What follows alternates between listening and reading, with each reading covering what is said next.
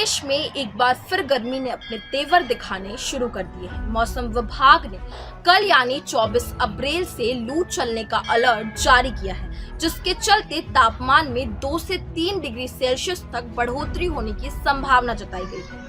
बताया जा रहा है कि मध्य छत्तीसगढ़ के कई इलाकों में अगले 3 दिनों तक हीट वेव का असर देखने को मिल सकता है। ऐसे में लोगों को तेज गर्मी और लू का सामना करना पड़ेगा। हालांकि इसी बीच मौसम ने कुछ जगहों पर करवट भी ली है।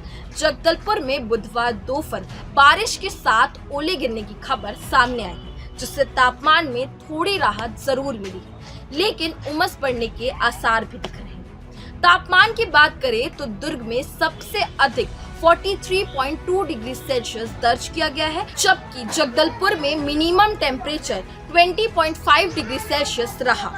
भीषण गर्मी को देखते हुए बिलासपुर में व्यापम की प्रतियोगी परीक्षा के समय में बदलाव किया गया है। अब परीक्षाएं दोपहर 12 बजे के बजाय सुबह 10 बजे से आयोजित होगी। यह फैसला अभ्यर्थियों को गर्मी से राहत देने के लिए लिया गया है।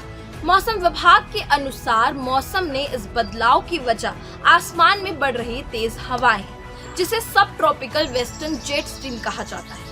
यह हवाएं करीब 12 किलोमीटर की ऊंचाई पर 90 से 110 नॉट की रफ्तार से चल रही है, जिसका असर प्रदेश के मौसम पर साफ देखा जा रहा है। वहीं राजधानी रायपुर में आज आसमान साफ रहने का अनुमान है। यहां मैक्सिमम टेम्परेचर 43 डिग्री सेल्सियस और मिनिमम टेम्परेचर 29 डिग्री सेल्सियस के आसपास रहने की संभावना है। फिलहाल अगले 2 दिनों तक मौसम शुष्क रहेगा, लेकिन अलग अलग इलाकों में हीट वेव की स्थिति बनी रह सकती है।